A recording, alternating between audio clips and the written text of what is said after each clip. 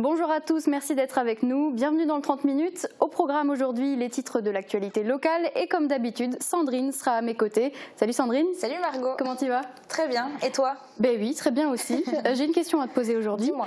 Je sais que tu ne conduis plus en ce moment, mais est-ce que tu as passé récemment ton contrôle technique? Oui, je suis en règle avec mon véhicule aux yeux de la loi. D'accord. Eh ben c'est très bien, tu es en règle, mais sache que ce n'est pas le cas pour pas loin de 800 000 automobilistes en France. Ça fait beaucoup. Oui, car en 2019, ce sont autant d'automobilistes en fait qui n'ont pas fait contrôler leur véhicule.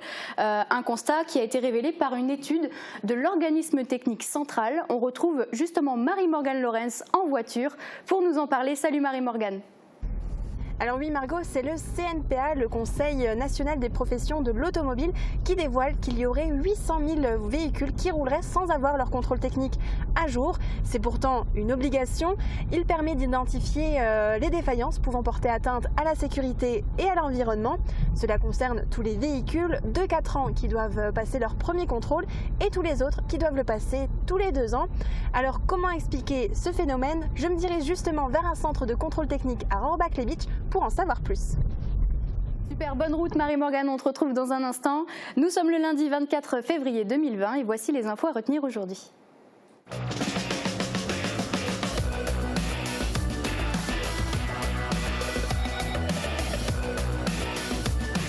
L'Agglo, 10 zones pour développer l'emploi.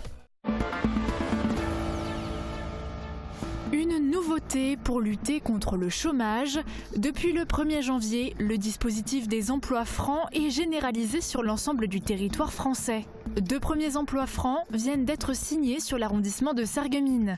Pour avoir embauché Edwin Winterstein et sa mère Jessica, le restaurant de la piscine chez Léon reçoit 5 000 € d'aide par contrat signé et par an. Du vent, mais qui n'a pas perturbé la cavalcade de Puttelange-au-Lac. 3000 spectateurs ont assisté au défilé sur le thème de New York. Des chars, des fanfares et des groupes à pied ont animé le cortège qui a parcouru la ville 2 fois. Parmi les associations présentes, le Twirling Club, l'association Pour Quentin ou encore les sociétés carnavalesques de Sarreguemines et Herbitsheim. Nouvelle édition du Salon du mariage à Sarralbe. 30 spécialistes étaient présents pour proposer leurs services aux futurs mariés. Décoration, fleurs, traiteurs, mais aussi photographes pour immortaliser les meilleurs moments. Aujourd'hui, la tendance est au mariage simple, mais avec une touche d'originalité. 358 042. C'est le nombre de visiteurs qui a foulé les sentiers du parc de Sainte-Croix en 2019. L'une des raisons de la fréquentation, l'ouverture de l'espace, le Nouveau Monde. Pour rappel, le parc a également été élu meilleur zoo et parc animalier de France et a obtenu l'écolabel européen, une première en Europe.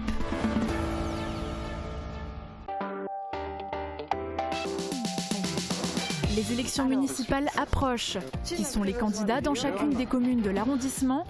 Comment se passe ce scrutin?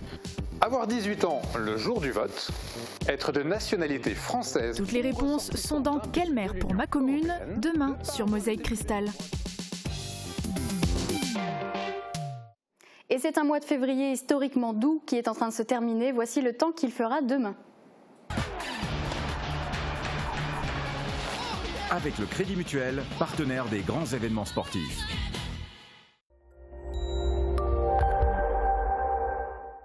Le retour du beau temps, ce n'est pas pour demain et quand on regarde les prévisions pour les 15 prochains jours, on peut voir que ce n'est pas du tout pour tout de suite. Alors vous l'aurez compris, la pluie est encore au programme pour demain avec des averses prévues par intermittence tout au long de la journée. Pas d'amélioration non plus du côté des températures avec 0 à 2 degrés au minimum et de 8 à 10 degrés au maximum. Demain nous fêtons les Roméos et le soleil se lèvera à 7h21 pour se coucher à 18h07. Mais heureusement, tout le monde n'est pas malheureux de cette météo pluvieuse. Canards, hérons et autres grenouilles en profitent pour barboter, comme vous pouvez le voir sur cette photo qui a été prise à l'étang de Saint-Louis-les-Bitches. Merci à Charles pour cette photo et vous aussi, n'hésitez pas à nous en envoyer par mail à cette adresse ou sur notre page Facebook.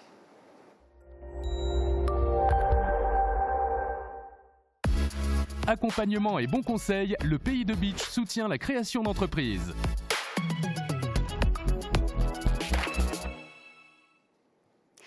contrôle technique, c'est un passage obligatoire pour tous les véhicules. Pourtant, de plus en plus d'automobilistes l'esquivent au risque de rendre leur véhicule dangereux et polluant. Reportage de Marie-Morgane Lorenz et Maureen Grandcola.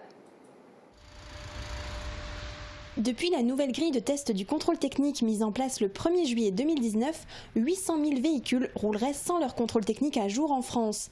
Des chiffres donnés par le CNPA, le Conseil national des professions de l'automobile. Mais des chiffres à prendre avec des pincettes, puisqu'ici, à Rohrbach-les-Bitches, le gérant du centre n'a remarqué aucune différence et retrouve tous ses clients habituels. Mais pourquoi certains automobilistes esquivent ce passage pourtant obligatoire pour tous les véhicules ? Cela peut être un simple oubli de date, mais aussi le prix du contrôle technique, mais surtout le prix des réparations. Selon l'enquête, les nombreux défauts majeurs à réparer, 400 contre 200 auparavant, peuvent dissuader les automobilistes.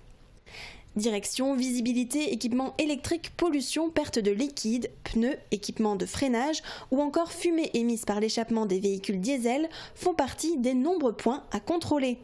Si le contrôle est favorable, pas de contre-visite nécessaire.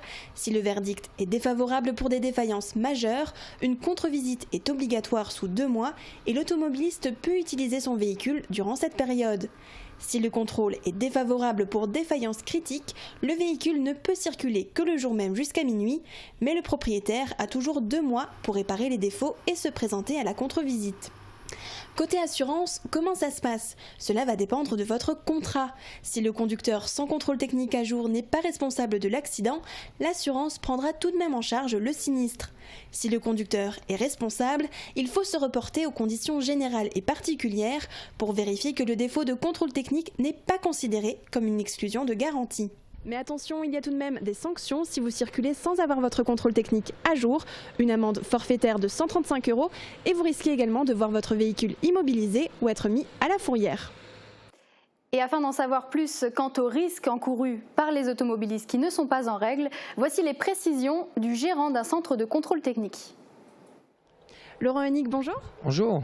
Alors, on l'a vu dans le reportage précédent, il y a des milliers de véhicules en France qui ne sont pas à jour du contrôle technique. Est-ce que vous pouvez rappeler pourquoi il est important de le passer ? Il est très important de passer son contrôle technique déjà pour une première raison de savoir si son véhicule est en bon état de route, c'est-à-dire qu'avec rotule, freinage, si les pneus, c'est des choses que souvent les gens ne vérifient pas puisqu'ils ne sont pas sous la voiture et que nous pouvons détecter. Nous avons encore des appareils donc spéciaux pour voir si le freinage fonctionne bien gauche-droite. On peut vérifier donc l'état des amortisseurs s'ils sont bien fonctionnels gauche-droite aussi. Après, nos appareils nous permettent aussi de vérifier l'éclairage parce qu'un mauvais éclairage c'est éblouir les gens et ça peut être aussi pas agréable pour ceux qui croisent la personne. Donc cela permet aussi de vérifier donc quand la voiture a un bon éclairage. L'appareil de pollution est là donc pour voir que la voiture ne fume pas trop pour les diesels et ne pollue pas pour les essences. Oui, et le contrôle technique c'est aussi une question d'assurance. Donc vous pouvez avoir des problèmes avec l'assurance si la voiture n'est pas en règle. Cela aussi admet que si vous allez en Allemagne, l'allemand demande aussi un contrôle technique, c'est-à-dire vous pouvez aussi vous faire refuser le territoire allemand si le contrôle technique français n'est pas en règle. Et cela peut vous coûter 135 € d'amende et interdiction de circuler avec la voiture. D'accord. Et quelles sont les défaillances les plus fréquentes qui demandent une contre-visite ? En général, ce qu'on voit un peu plus souvent, ce sont pas des grosses réparations, c'est des ressorts de frein, des ressorts de suspension, des disques plaquettes, rotules de direction, rotules de suspension. Et des fois, sur l'appareil, on se rend compte qu'il y a des fois un frein qui marche mieux que l'autre. Voilà. Donc ce sont des choses qui demandent d'importantes réparations, qui coûtent cher Non, ça ne demande pas d'importantes réparations, mais c'est surtout de l'entretien. Avec l'âge et les kilomètres, c'est des choses qui sont inévitables sur les véhicules. Merci beaucoup pour toutes ces informations. Et si jamais votre véhicule ne passe plus du tout le contrôle technique et que vous souhaitez vous en débarrasser, Marie-Morgane, alors quelles sont les possibilités ? Alors dans ce cas-là, Margot, il n'y a pas beaucoup de solutions. Vous pouvez vendre votre véhicule sans le contrôle technique, mais uniquement à un garage ou à un concessionnaire, par exemple pour pièces, ou alors l'amener ici, comme ici, à la casse. Merci pour toutes ces précisions Marie-Morgane. On va changer complètement de sujet. Le salon du mariage, c'est le rendez-vous incontournable des fiancés. À Sarralbe, ce week-end, l'association Aline a organisé le sien. Marie-Morgane Lorenz était justement sur place et a rencontré un prestataire essentiel du jour J, celui qui va immortaliser chaque moment de ce jour inoubliable. Capter l'émotion des mariés, c'est la mission des photographes. Ils font partie intégrante de la journée la plus belle des amoureux, et il y a des instants à ne pas manquer. Ça peut être dès les préparatifs le matin, avec les petits moments de complicité entre la famille, entre la mariée, ses parents, ses amis, ses témoins, etc. Il y a d'autres moments super importants. Bon, c'est la remise des alliances à la cérémonie, ça c'est le moment à pas louper, super important. Et puis tous les moments effectivement de contact avec les gens, les proches, etc. Et aussi un autre moment super important, c'est le premier regard entre les mariés. Quand les mariés se découvrent, ça c'est quelque chose qui reste quand même un moment important durant la journée du mariage. Alors, il y a déjà les photos de couple qui sont vraiment essentielles parce que c'est ce que les mariés vont garder pour le reste. Et il y a aussi la mairie, la signature, surtout ne pas louper la signature, et l'église parce que beaucoup gardent encore cette tradition de rester à l'église. Il y a encore après l'apéro parce que c'est là où on se retrouve avec les copains, les copines, la famille aussi, et on en profite pour faire des belles photos pour le book et tout ça. Un exercice particulier, mais auquel sont bien habitués ces photographes. C'est un peu stressant, mais après on est habitué. On est speed quoi, un mariage, si on court, on n'a pas le temps de souffler, on n'a pas le temps de boire, on court quoi. Ce week-end, ils ont pu rencontrer des futurs mariés pour leur montrer leur savoir-faire à l'occasion du salon du mariage organisé à Sarralbe. Comme eux, une trentaine d'exposants étaient présents. Traiteurs, décoratrices, vidéastes, bijoutiers, les fiancés ont pu faire leur choix entre différents prestataires. Allez, on fait une séance de rattrapage, ce que vous avez peut-être manqué ce week-end est résumé dans le VSD. Et aujourd'hui, c'est un spécial carnaval. Regardez. Les confettis emportés par le vent. Les quelques rafales n'ont pas empêché les carnavaliers et le public de profiter pleinement de la cavalcade de Puttelange-au-Lac. Une vingtaine de troupes avec des chars, des fanfares ou même des animaux ont participé à la fête. Alors vous avez différents chars des environs, Sarre-Union, Sarreguemines, Herbitzheim. Vous avez des marcheurs comme le Turling Club de Nousvillers. Vous avez beaucoup de confettis, plein de bonbons. Enfin, ça va être une ambiance de folie. Et il y a plein de chars de plein de milieux différents. Vous verrez même peut-être des petits chevaux, des petits poneys qui vont passer. Ça sera assez marrant, ça sera assez exclusif.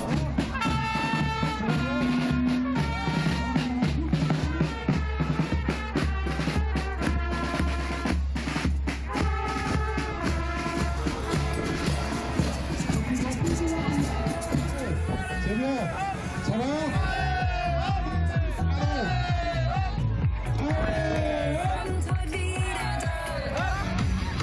L'esprit de carnaval est présent à Puttelange-au-Lac depuis de nombreuses années pour le plus grand bonheur du nouveau couple princier.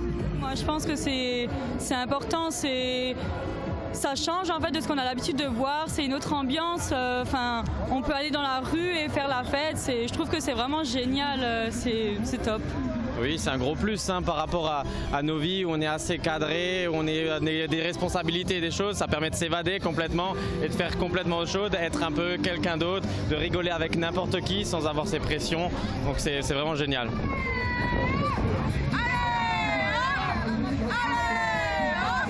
Les festivités de carnaval ne sont pas encore terminées à Puttelange.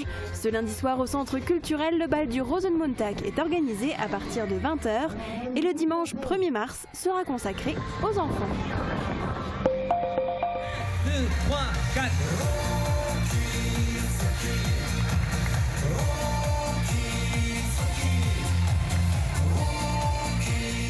Au tour des enfants de faire comme les adultes, se mettre dans la peau d'un personnage et s'amuser toute l'après-midi. Chose possible ce week-end à l'hôtel de ville de Sarreguemines avec la présence d'un DJ. Tous déguisés, ils ont participé à différents jeux comme les chaises musicales. Chez toi. Attention, il reste encore une chaise.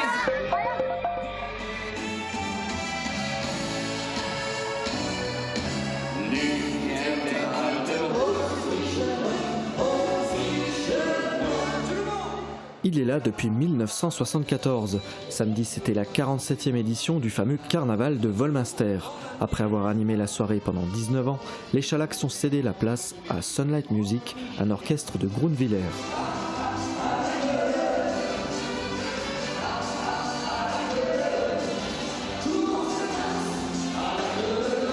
Bar à thème, salle rétro, food truck, le foyer de jeunes Le Colimaçon n'a pas fait les choses à moitié. Nouveauté cette année, les jeunes ont créé et animé eux-mêmes une mini boîte de nuit à l'étage.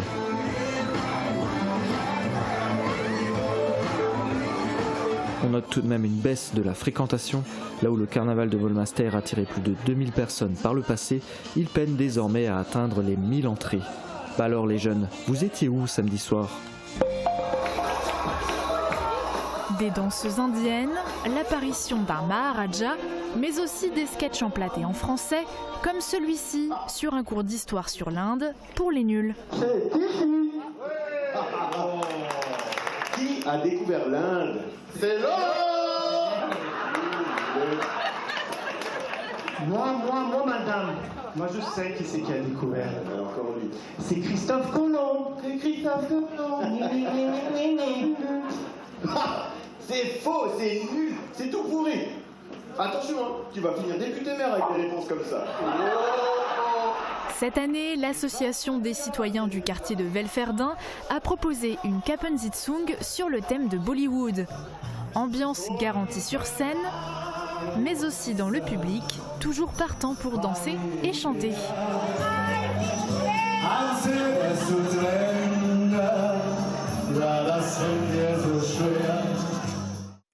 Il n'y a pas d'élection sans candidat et pourtant, à un peu moins de 3 semaines du scrutin municipal, aucune liste de candidature n'a été déposée pour une dizaine de communes sur l'arrondissement. Petit rappel pour les retardataires avec le sous-préfet Christophe Salin. Eh bien, puisque les élections municipales du 15 et 22 mars supposent des candidats et dans une dizaine de communes de l'arrondissement de Sarreguemines, eh bien, nous n'avons enregistré à ce jour, à cette heure, aucune candidature.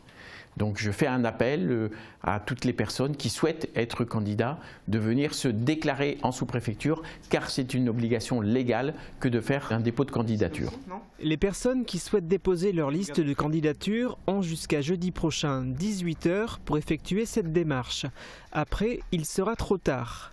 En fonction de la taille de la commune et par conséquent du nombre de colistiers, entre 20 et 50 minutes sont nécessaires pour faire enregistrer une liste. La sous-préfecture est ouverte du lundi au vendredi, de 8h30 à midi et de 13h30 à 15h30. Jeudi 27, exceptionnellement, les candidats pourront s'y rendre jusqu'à 18 h pour déposer leur liste de candidature. À noter qu'il leur est également possible de prendre rendez-vous. L'affaire a fait du bruit. En début de mois, un trafic de chiots a été démantelé dans le Pays de Bitche. La brigade de Sarreguemines et de Metz ont trouvé 71 chiots. Ils ont été remis maintenant donc à la SPA, à la suite de quoi nous avons demandé les conseils d'une éleveuse canine pour adopter un chien dans les règles de l'art. Et Sandrine, c'est visiblement un sujet qui a beaucoup plu à nos internautes. Oui, alors il a comptabilisé plus d'une soixantaine de partages et plus de 10 000 vues.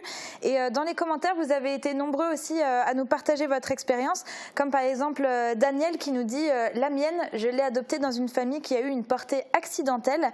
Marianne nous a écrit « Mon chien Lucky vient de la SPA, ça a été le coup de cœur entre lui et moi et c'est un chien croisé. Ça fait maintenant 2 ans de bonheur jour après jour et pour les vacances, c'est avec lui sinon rien. Lucky est un membre de la famille à part entière ». Et justement, les vacances, c'est souvent ce qui freine les personnes à l'adoption d'un animal. Alors, c'est le cas de Véronique qui nous dit « La grande question à se poser est si je pars chaque année en vacances, je ne prends pas d'animaux ». Plusieurs internautes lui ont donc proposé des solutions. Parmi les réponses, on peut lire « Demander à quelqu'un de la famille de le garder, le mettre en pension ou encore l'emmener avec en vacances ». Et j'ai envie de terminer avec le commentaire de Sylvie qui nous dit « Un chien adopté est un chien aimé et il le sait, donc en aucun cas il ne faut l'abandonner plus tard. Les SPA sont pleines de ses amis à 4 pattes qui attendent uniquement de l'affection et ils nous le rendent bien ».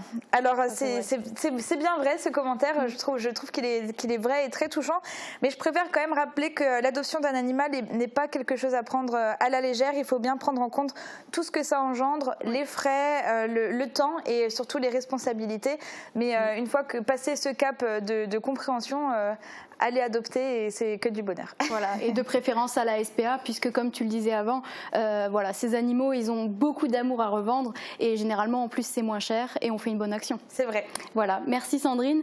On va maintenant faire un bond en arrière comme tous les lundis et cette année on va se retrouver donc 8 ans en arrière. C'est ça, alors il y a 8 ans, jour pour jour, c'était le jour un peu triste de la condamnation du prince de carnaval à Sarreguemines, une tradition qui signe la fin de la période carnavalesque. Regardez.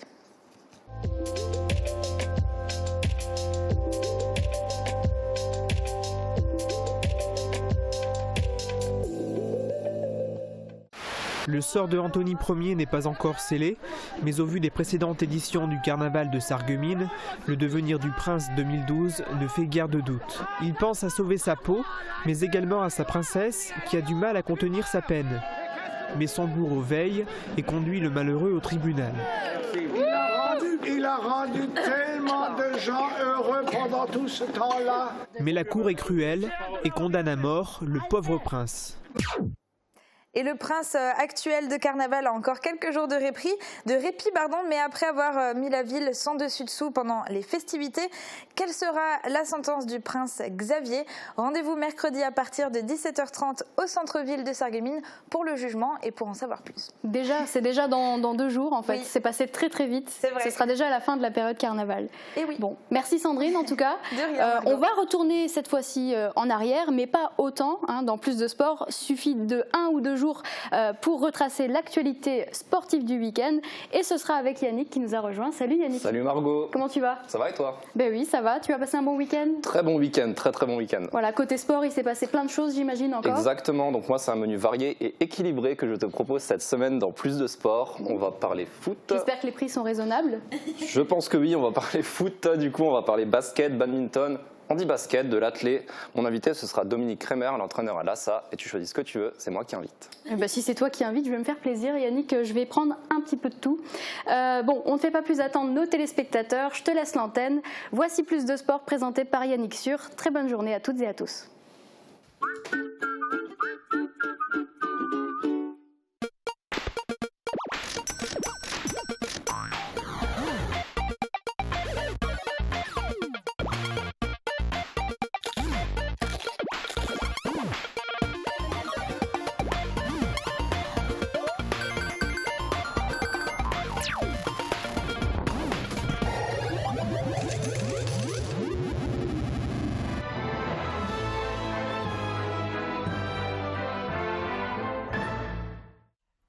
Et maintenant, je vais vous mettre l'appareil auditif.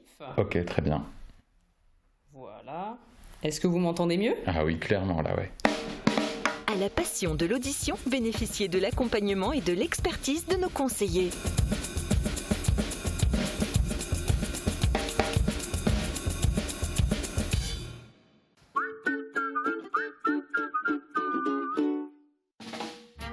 Niché dans un écrin de verdure, au bord de l'autoroute à Ambar, l'hôtel Sweet & Smart vous accueille pour 50 € la nuit.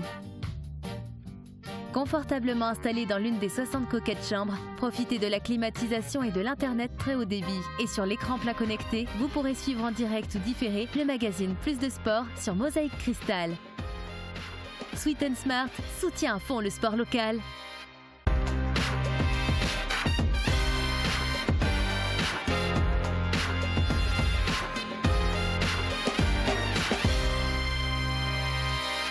Salut à tous, salut à toutes, bienvenue dans Plus de Sport. On attaque l'émission avec du foot, d'un côté le SFC, de l'autre Saint-Louis-Neuweg et au milieu Marie-Morgane Lorenz avec sa caméra. C'est parti. Le SFC s'est incliné 1-0 face au FC Saint-Louis-Neuweg. Une défaite et des points en moins qui étaient essentiels à ce stade du championnat. Avant le match, l'équipe de Sarreguemines était avant-dernière du classement. À la mi-temps, le score était nul. Jude Varsovie de Saint-Louis-Neuweg a inscrit le but de la rencontre à la 72e minute. Le SFC a ensuite tenté de décrocher l'égalisation en vain. Le bilan qui n'est pas forcément il n'est pas positif. Il n'est pas positif parce que on perd un match qu'on n'a pas à perdre aujourd'hui. On doit jouer pour gagner. Malheureusement, on ne fait pas une prestation qui nous permettait aujourd'hui de viser la victoire parce que je pense qu'on a manqué de maîtrise. Et après, malgré tout, quand on n'arrive pas à gagner un match, il faut réussir à ne pas le perdre. Et on prend de nouveau un but sur coup de pied arrêté. C'est quand même le 3e en 2 matchs. Sur un corner qui est largement évitable. Sur une faute de marquage, on se fait avoir sur un bloc. Pour moi, c'est un manque de concentration, c'est un manque de communication. Et comme je l'avais dit aux garçons à la mi-temps, c'est un détail qui va faire la différence. C'est le détail à faveur de l'adversaire. Et dans la position dans laquelle on est, il fallait se préparer d'aujourd'hui. Donc je suis déçu parce que ça fait quand même 2 matchs où on perd des points sur des coups de pied arrêtés qui sont des détails. Et on n'est pas capable de gérer ces détails-là. Et donc on est puni. Et donc je suis frustré, je suis déçu. Et dans notre situation, on doit prendre des points, on doit gagner des matchs. Et malheureusement, on ne le fait pas. Donc Donc c'est un peu frustrant par rapport au travail qu'on fournit en entraînement, c'est pas récompensé. Cette défaite les fait chuter à la dernière place du classement. L'objectif de l'équipe est évidemment le maintien en National 3. Pour cela, c'est avant tout le mental qu'il faudra travailler. On n'a plus rien à perdre, on est dans la charrette comme on dit. Donc il faut lâcher les chevaux et il ne faut pas avoir de regrets. Là, à l'heure actuelle, on a quand même beaucoup de regrets parce qu'on perd quand même des points là qui sont largement évitables. Et par manque de maturité, de concentration, de communication, on est puni. Et c'est les détails qui font la différence à ce niveau-là. Et on le sait. Prochaine rencontre mercredi face à la réserve de Troyes. Et on enchaîne direct avec les tableaux en National 3 groupe F. Défaite donc pour le SFC, 1-0 contre Saint-Louis-Nevègue. Défaite également pour Sarre-Union qui recevait Amnéville, 3-0. L'équipe B de Strasbourg l'emporte face à Prix-les-Mézières, 2-1. Victoire également pour la réserve de Metz, 2-1 face à Bischheim. Côté classement, la B de Metz est en tête avec 37 points. Malgré sa défaite, Sarre-Union est toujours deuxième avec 29 points. Strasbourg B gagne quelques places, cinquième avec 24 points. Situation difficile pour le SFC qui perd une place et se retrouve dernier du groupe avec 13 points. En Régional 2, groupe C, match reporté entre Nouzevillers-Saint-Arbore et l'AES. La B du SFC a perdu 4-3 contre Vemrange. Amnéville B domine le groupe avec 27 points. La réserve du SFC perd des places. Elle est 9e avec 18 points et l'AES 11e avec 13 points, 3 matchs en moins. Enfin, en Régional 3 groupe G, le match entre Bedborn et Sourtes a été reporté. Peu de changements au niveau du classement. Homburo est premier avec 28 points, Bliesbruck 6e, 12 points et un match en moins. Sourtes qui est 7e avec 11 points, 2 matchs en moins. Handi basket maintenant, un scénario à la Game of Thrones, les Dragons de Saint-Avold qui tentent de prendre d'assaut la ville de Lille. On vous montre ça tout de suite dans le résumé de Guillaume Dumonteil. 57, c'est pas le meilleur match qu'on vous ait présenté. On va garder l'essentiel, c'est la victoire. Ouf! Les Red Dragons ont finalement réussi à s'imposer, mais cela ne s'est pas fait sans difficulté. À 53 secondes de la fin de la rencontre, leurs adversaires, les joueurs du LUC Lille Handi Basket qui évoluaient en bleu, n'étaient qu'à 1 point des locaux. On n'était pas loin d'une grande déception dans cette rencontre, qui s'annonçait pourtant facile pour les basketteurs de Saint-Avold. Pour moi, le match aurait pu basculer à un moment donné pour une équipe, pour une autre. Bon, il a basculé pour nous, tant mieux. Tout au long de cette rencontre, le score était serré entre les deux équipes. Saint-Avold gagnait le premier quart-temps, 19-18. Le second acte était aussi remporté par les locaux puisqu'à la mi-temps, il y avait 34-31 au tableau d'affichage. Dans le troisième quart-temps, la menace lilloise était fortement présente. Les visiteurs étaient même par moments devant au score. Les joueurs de Saint-Avold ne menaient que d'un seul point à l'issue de cette période, 48-47. Malgré d'autres sueurs froides dans le dernier quart, ils parvenaient néanmoins à gagner cette partie, 62-57. Leur coach était énervé. On a des mecs très offensifs qui mettent beaucoup de points. 62 points pour moi c'est pas assez, on a joué avec le feu, 62 points, on gagne pas beaucoup de matchs de basket à haut niveau. Là on l'a gagné ce soir, on a eu un petit peu de chance. Donc moi comme je dis, il n'y a que la victoire là qui est à garder et le reste est à oublier, il faut passer au match suivant. Ce n'est pas une excuse, mais quand même, un cadre de l'équipe n'était pas là. On a un joueur du 5 de base qui était absent pour maladie, donc déjà ça ne nous a pas aidé. Je manquais de rotation sur mon banc. Outre le manque d'adresse, l'entraîneur des Dragons Rouges regrettait un manque d'application des consignes. Le panier, ça rentre, ça sort, c'est quelque chose. Par contre, c'est les mauvaises passes, c'est pas bon. Les rebonds, quand on rate nos paniers, ok, mais si on n'arrive pas à avoir le rebond derrière, et ils ont surtout mis beaucoup de points, Lille en face, sur des contre-attaques. On n'a pas réussi à parer les contre-attaques, on n'a pas été attentif assez vite. Donc on l'a payé un petit peu. On aurait pu le payer plus cher en perdant ce match. Heureusement pour nous, c'est quand même bien fini. Et Saint-Avold conserve un petit matelas de points d'avance sur le 5e du championnat. Prochaine rencontre ce samedi contre Meaux à domicile. En badminton, le SBC avait fait un nul contre Metz lors du match aller et c'était l'occasion d'arracher la victoire de ce nouveau derby mosellan. Alors revanche ou déception, on regarde ça avec David Orès. 8e journée de badminton en National 3. Les deux seules équipes mosellanes présentes en championnat de France s'affrontent. Samedi, le Sarreguemines Badminton Club jouait à domicile. Match retour face à Metz Badminton. À l'aller, le derby mosellan s'est achevé par un nul. Le match aller pour nous avait débuté par une surprise puisque c'était la première apparition de leur recrue polonaise. ce qui a beaucoup influencé le cours du jeu, puisque Metz était dernier à ce moment-là. Et avec le Polonais, qui a marqué 2 points, on était bien heureux à la fin du match d'avoir arraché le match nul. Il est là, il est sur le terrain de double homme. Il jouera le double homme et puis le double mixte. Il reste 3 rencontres, on est obligé de gagner une rencontre, au moins une, pour assurer notre maintien en National 3. Dès l'entame, les échanges sont musclés. Sarreguemines remporte le double dame. Match très serré du côté du double homme. Metz l'emporte au 3e set, 25-23.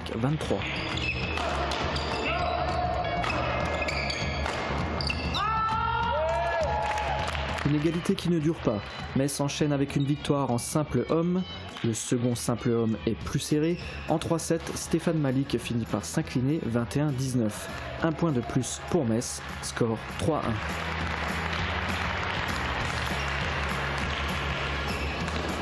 Pendant ce temps, chez les dames, Apolline Ouvert crée la surprise en remportant son simple dame en 2-7, 21-11, 21-15.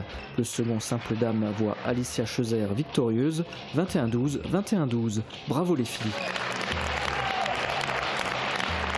À ce stade, c'est 3-3. Il reste 2 doubles mixtes à jouer. La victoire est encore possible. On va espérer en remporter au moins un pour arracher le match nul, ce qui serait une excellente performance. Même si on peut d'ores et déjà nourrir des regrets, parce qu'on a laissé filer 2 matchs qui nous tendaient la main et qu'on a perdu d'extrême justesse. Actuellement, on devrait déjà avoir 5 points et donc avoir remporté la rencontre. Malgré son mal de dos, Apolline Ouvert poursuit en double mixte avec Vincent Briche. Le duo sarregueminois l'emporte en 2-7, 21-17, 21-12. À 4-3, le SBC est à l'abri de la défaite. Le dénouement de la rencontre se joue sur le dernier double mixte. Metz l'emporte rapidement en 2-7, 21-15, 21-12. Match nul donc, 4 partout entre le SBC et Metz Badminton. Finalement, pas de vainqueur cette année dans ce derby mosellan. Pas déçu parce que voilà, les joueurs ont quand même fait le maximum, même si on s'incline dans les tout derniers instants, sur une perte de lucidité ou une mauvaise gestion des fins de set. On a montré qu'on était là, qu'on savait se faire respecter chez nous, parce que Metz était venu quand même ici avec, je dirais, un petit péché d'orgueil. Vous avez annoncé dans la presse qu'ils venaient ici pour gagner. Je pense qu'on s'en sort plutôt bien, parce que contre Sarreguemines, c'est toujours, déjà c'est un derby, là c'était le 3e qui jouait contre le 4e. On sait que c'est toujours une rencontre qui peut être serrée, ça peut basculer d'un côté comme de l'autre. Bon, 4-4, je pense que les 2 équipes s'en sortent bien. Sarreguemines fait la surprise en fait sur les simples dames où d'habitude on récupère les points. C'est à l'image de ce championnat de France où toutes les rencontres sont très très serrées et l'issue des rencontres se joue sur un point de détail, un volant qui passe d'un côté ou de l'autre et puis qui donne la victoire à une équipe ou l'autre. Bonne chance à Sarreguemines pour la suite et puis j'espère qu'on les retrouvera la saison prochaine. Metz est 3e avec 26 points, Sarreguemines 4e avec 23 points. Pour l'instant, les faïenciers ne sont pas relégables. Prochaine rencontre le 14 mars à domicile. Le SBC accueillera l'équipe 3 de Strasbourg. Et vous nous connaissez à force, chez Mosaïque Cristal, on innove dans nos formats. C'est pourquoi je suis fier de vous présenter notre nouvelle rubrique Sport en bref.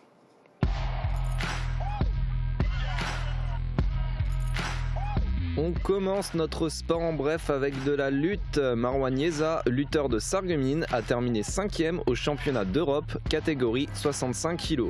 Concernant les autres Sarregueminois engagés, ils se sont inclinés dans leur 8e de finale et ont donc été éliminés de la compétition.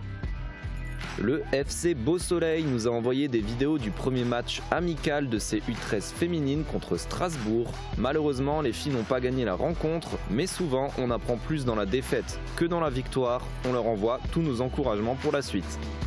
Organisé par le Lions Club de Sarreguemines en partenariat avec l'ASSA et la commune de Neufgrange, le premier Valdi Trail aura lieu le 19 avril. On vous présente une cinématique du parcours. Le programme est varié avec un trail de 24 km, une course nature de 11 km et 2 marches de 11 ou 5 km. Et pour toutes les informations, rendez-vous sur le site web valditrail.fr. Solidarité sportive, le FCL a fait don d'anciens jeux de maillots à des enfants du Togo et on partage les photos avec vous. Le COS Tennis Sarralbe nous a transmis une vidéo du tournoi hiver du Pays de l'Albe et de la Sarre 2020 qui se déroule sur ses cours. Côté performance, on notera celle de Aline Hogg, non classée du COS Tennis Saralbe avec 3 perfs à 40, 33 et 31. Chez les hommes, David Muller du TC Putlan-Jolac avec 4 victoires, dont 3 perfs, 33 et 32. Et Ludovic Janzac du TC Ambar Roth avec 5 victoires, dont 3 perfs à 32 et 31. Et si vous aussi, vous souhaitez partager une actu sportive avec nous, n'hésitez pas, envoyez-nous votre vidéo à l'adresse mail qui s'affiche en bas de votre écran. Les féminines du basket club Ambar ont joué contre Morgevillers. L'objectif était simple, la victoire, afin de rester bien placé dans la course à la montée. On regarde si c'est chose faite. Nouvelle journée pour les filles du basket club Ambar qui évoluent en 3e division départementale. Samedi, elles recevaient Morgevillers à domicile, une équipe située en bas de tableau. Premier quart-temps, le match est serré. Ambar commet beaucoup de fautes qui permettent à Morgevillers de marquer plusieurs lancers francs. Le score est de 30-27 pour Ambar à la mi-temps. C'était 2 premiers quarts-temps un peu compliqués pour notre équipe. Beaucoup d'approximations, un manque de rythme en attaque et beaucoup de balles perdues. Donc du coup des paniers adverses en contre-attaque, ce qui fait qu'on a couru après le score toute la première mi-temps. Mais à la fin de la première mi-temps, nos joueuses ont renversé la vapeur. Elles ont réussi à se trouver, à marquer des paniers faciles. Les filles de Ambar continuent de s'affirmer au 3e quart-temps. Elles creusent l'écart avec un score de 49-33. Et c'est durant le dernier quart-temps que le BCH montre son vrai visage. Morgevillers n'arrive plus à riposter. Le score final est sévère, 80-46. On a enclenché enfin la deuxième et on a su reprendre un peu notre jeu, donc un jeu rapide et une circulation de joueuses. On a eu une première mi-temps où on a quand même tenu l'équipe alors qu'on est en bas de tableau, elles sont en haut de tableau, on les a bien tenues, c'était à 30-27. Et puis deuxième mi-temps, on s'est fait presser sur le match et elles ont su se décrocher et nous étouffer en défense. Je suis content de mes filles et c'est une équipe qui travaillent et qui sont toujours relativement présentes aux entraînements. Donc si on continue comme ça, on va toujours encore progresser. Un résultat logique au vu du classement. L'objectif pour l'équipe féminine du BCH est clair, la montée en D2. Actuellement, l'équipe est 2e avec 24 points. Le prochain match sera décisif. Le 15 mars, Ambar affrontera l'équipe de Schweighouse, l'actuel leader du groupe, suivi du match retour contre les 3e, Niederscheffolsheim. Alors, bonne chance les filles.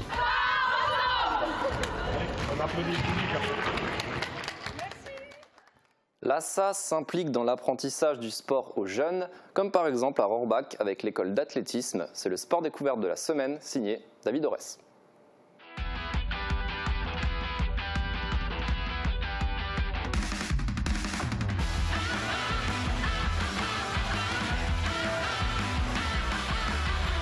C'est l'école d'athlétisme, on a plusieurs de nos jeunes, en général on tourne entre 20 et 30 jeunes et aujourd'hui je ne les ai pas encore comptés mais ils ont l'air assez nombreux. Ils ont entre 5 et 10 ans, on peut des fois les prendre quand ils ont encore 4 ans, ça passe des fois quand ils sont assez grands et on peut encore les garder une année, donc jusqu'à leurs 11 ans. On peut commencer à l'école d'athlétisme à partir de 5 ans chez nous. Et là, comme ils sont débutants, on fait une séance d'initiation à l'athlétisme, donc on fait les bases de l'athlétisme. On fait toujours du saut en longueur, saut en hauteur, on essaie de faire des parcours, des relais en fin de chaque séance. On varie les exercices selon les séances. On commence toujours par du coup un échauffement. On essaie de varier selon les séances. Des fois on fait un échauffement avec des bouchons où ils doivent courir autour d'un carré comme on va faire aujourd'hui. On leur fait faire des longueurs où ils doivent faire pas chassé, montée de genoux, talons-fesses. Il y a toujours une très bonne ambiance, on voit que les enfants s'amusent. Des fois on doit les ramener à l'ordre, mais en général il y a une très bonne ambiance. Le niveau de la SA, il est régional, départemental et pour les interclubs, on était jusqu'au national, mais après, il faut voir. Les jeunes font de la compétition, il y en a quelques-unes dans l'année où on accompagne si on peut. Et puis c'est des petites compétitions amicales où ils font des petites activités, des petits ateliers, donc c'est très sympa. Ils permettent de se défouler, de se surpasser, d'essayer d'atteindre leurs propres objectifs. C'est un sport individuel et collectif. Pour nous rejoindre, il y a la page de l'athlétisme où on peut s'inscrire. Ensuite, on peut venir essayer. On a 2 séances d'essai avant de s'inscrire. Alors à Rohrbach, c'est tous les samedis matins de 10h à midi. Après, il y a des séances à Sarreguemines aussi. Il y en a pour tous les goûts, il y a différentes disciplines, donc chacun peut y trouver son bonheur.